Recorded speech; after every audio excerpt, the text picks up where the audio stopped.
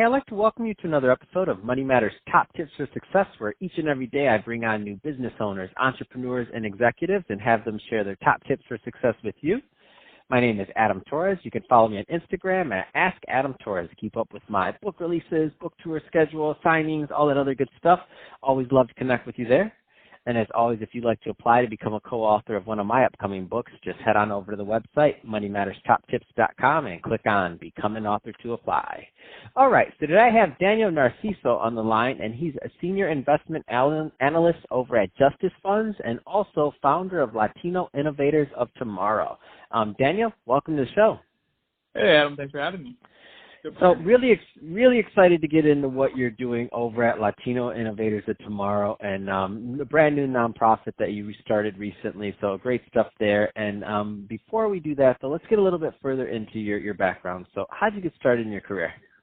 Well, basically, I went to law school, and I thought I was going to do the whole one and done thing, where I was going to go for 1 year and then get out and go into the startup space, get into that mold, and then I kind of got looped in. And I started doing competitions, and I started doing law review and all that stuff at the law school level. And then I eventually ended up landing at a big law firm down here in Miami. And then that's kind of what my life was gearing towards. And then 3 months in, it kind of just hit me that it wasn't what I loved. I wasn't happy. I wasn't involved in what I was doing. So then I made a call to a couple of friends I'd made during the whole law school thing, and I got involved in a brand new field of litigation finance. So litigation finance is a niche field. It's only been around for around 10 years, and it's basically investing. It's essentially as it sounds. It's investing in litigation. So you can do it at the case-by-case level, or you can do it at the attorney level, where through the attorney you're doing the entire firm. You're doing a portfolio-based, basically alone. So I landed at Justice Funds as their senior investment analyst, and it's kind of been going from there. But it's been pretty exciting. Yeah, that's awesome. And yeah, I think the model for investment in cases, you're right. I maybe learned about that maybe like 5 years ago when I started seeing deals come around, and I'm like, wait a minute. And I see the portfolios and a lot of these cases. So just for the audience, and I'll let you elaborate on this. What's happening essentially is you're loaning the money to the firm, and that's what they're using to back the case or to do what they have to do there. But there's different metrics and other things, so we're not gonna overcomplicate it. But am I pretty correct in my layman's description of it? Yeah, at the base level, you're correct. I mean, there's different matrices involved and different underwriting levels that have to go through it. But at the general basis, it is investing into litigation at the base level. That's awesome. Daniel, I want to switch it up a bit. Let's get into what you're doing over at Latino Innovators of Tomorrow. So tell us a little bit more about the nonprofit and why you started it. Yeah, so my parents came over here from Venezuela with 2 suitcases, $18. They did the whole immigrant thing. They ended up being very successful in their lives and got me a great education, did the whole thing. And then I started thinking I was working in private equity, I was working in finance, and I just thought, you know what, I have to start giving back a little bit. So the whole basis behind Latino Innovators of Tomorrow is connection. So the why behind it is connecting present generations and future generations to be able to provide value and be able to create role models and mentorships that'll create something beautiful. I mean, if we look at most popular movie genres, it's like romantic comedies. There's always romance involved, and it's because it's 2 separate entities coming together and creating something new. So that was kind of the base thinking behind it. So I got together with my friend Miguel Fernandez. He's over at the Public Defender's Office down here in Miami, and we came up with this concept of bringing together current generations of Latino innovators and tech innovators across Miami and the country, and kind of putting them together in the same room as elementary school students. And this whole Latino Innovators kind of just spiraled from there. And it's basically, at its core, what we do is bridge the gap between Latino minority tech students, minority tech workers, and the white tech workers. And basically, what happens is minorities make up less than 10% of all executive roles in the tech workforce. And that is just something that we try to fix. What we do it by a 6-week course where we do it once a week after class, and it's about an hour and a half each class. And the first half, we teach them how to compute, how to code, actually, hard coding skills on this computer called the Kano computer kit, which is actually, it's partnered with Microsoft. It's done a whole thing, and it's really interesting. And in the second half, what we did was we bring in tech innovators from the Miami community and the national community, and bring them in to kind of show them what they do in their day-to-day life, how they can impact the world, and kind of let them have free reign. So right now we have a lot of great community partners, a lot of great donor base. It's only been going for about a few months, but we've had great support. We should be shipping off our first class in the next month. So we're really excited to start this new phase in our lives, and it's everything a startup is. It's frustrating. It's labor intensive. It's time intensive. But at the end of the day, once you have like a passion and obsession about it, it kind of turns into your baby. If that makes sense. Man, that is so exciting! I love to hear it. And you're gonna have to get your friend on here too. Because I'm gonna want the other side of the story too on Latino Innovators tomorrow. That's awesome. I love to hear it. Two people getting together. They see the fortune that they've had in their life, or maybe some of the advantages off of, because none of us do this by ourselves. There's our parents, our grandparents. Somebody got us to where we're at.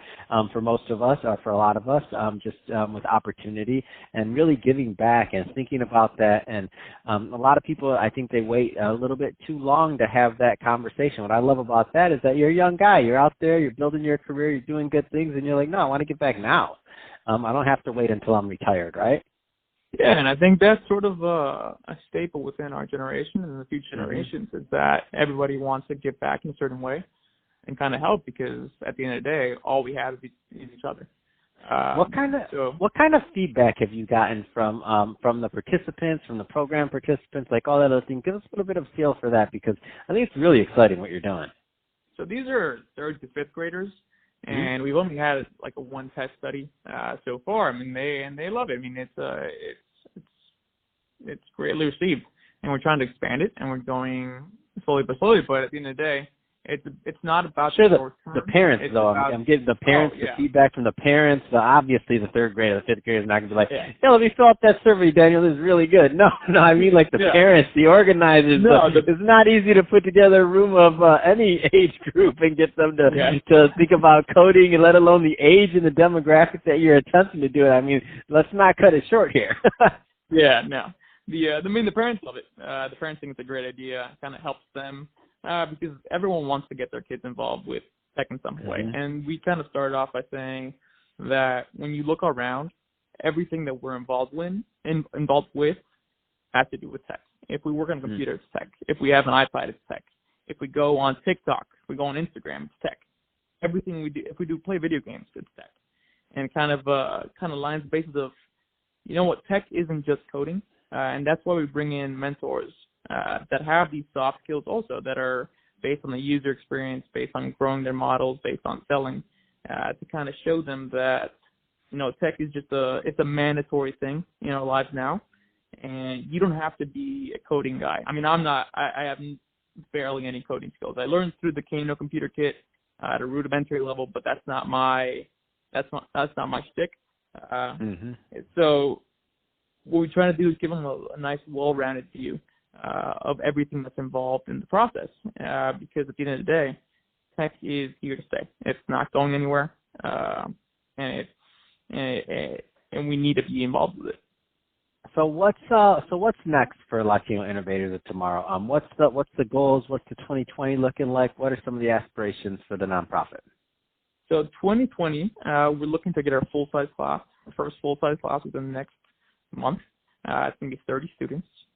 And then, my heart just dropped. There's 30 students. Go ahead and finish. Sorry. 30 students is the first class, and it's really interesting, because what we're doing is we're putting together both the mentors and the teachers, as well as the funding at the same time. So to fund one class is $10,000 flat. That's the cost of the class, because that's the cost of computers, because we're giving these kids the computers for free, and we're letting them keep it to use for whatever purpose they want. So right now what we're doing is we're layering a scale. So hopefully by the end of the year, we have 10 ongoing classes. So that's 300 that is outstanding. You are going to change lives with that. Just some even having the tools, the inspiration, the obviously the computer. I mean, all those things, man. You're changing lives. I love it. So Daniel, if somebody wants to get involved, either on the donor end or they have resources or anything else, if they just want to learn more, what's the best route for them to learn about Latino Innovators of Tomorrow? I mean, they can go on LatinoInnovators.com. Simple as that, straight one word, or Instagram at Latino Innovators. They can easily reach us through there. They can even email me at Daniel, one word, at LatinoInnovatorsoftomorrow.com, and we'll be glad to take on anybody. And kind of in the spirit of the connection, if anybody has any ideas on how we can improve the program, whatever, we're always willing to listen, because if you start something that can help us, I mean, we'd love to hear it, because why not? I mean, we're helping people, when whatever we can do to help people at a higher level, even better. Yeah, that's awesome. Well, hey, Daniel, really appreciate you coming on the show today and sharing more about your background, all the great work you're doing over at Justice Funds, and of course, all the great work that you're doing over at Latino Innovators of Tomorrow. I really think you're going to change some lives there, and it's going to be fun to look back. And these little kids are going to be grown now. They're going to be like, oh, I remember I went through your program, and they're going to be in college and other things. You're going to be like, yeah, I remember that. We took care of you, so that's awesome. Oh, and one last thing. Oh, if somebody wants to learn more about Justice Funds, how do they do that? Yeah, if any attorneys or anybody else wants to get involved with Justice Funds, it's at justicefunds.com. You can just send a thing right through there. It's easy as that too. It's all one word. Perfect. Well, hey, Daniel, again, thank you for coming on the show. And to the audience, as always, thank you for tuning in. Hope you got a lot of value out of this. If you did, don't forget to subscribe to the podcast, leave me a review on the Apple iTunes Store, subscribe to the YouTube channel, Money Matters Top Tips. Leave me some comments. Do all those great things we do to support our podcasters. I really do appreciate it. And Daniel, thanks again for coming on the show. No, thanks for having me.